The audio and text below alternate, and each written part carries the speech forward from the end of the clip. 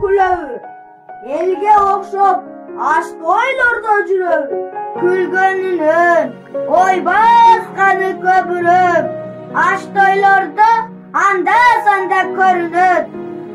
Чарчабайбы ызы чуудан баладан, үйгө келсе иш кылабы абадан. Мектепти да, үйдү да аркалайт. Мекен жүгү аны эч бир чарчатпайт. Эмгеги көп, өтөт экен ай жылы, айтчы канча бул адамдын айлыгы. Мен жооп берсем, жалган айткан боломго, өкмөт укса жооп берер бул соболго.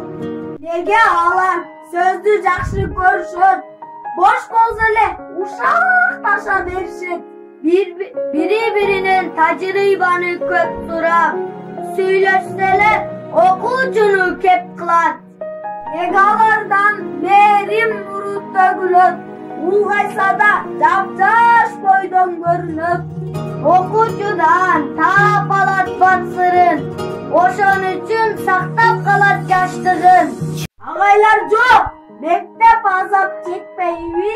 Агай деген сөз жоголуп кетпейби? Азырынча бар агайдын кабары, сактап турат дене тарбия сабагы. Мугалим билим жолун сабап, мугалим жаштар үчүн сыймыктаган, мугалим жарык нурун керен чачат, мугалим кылымдарга өчкө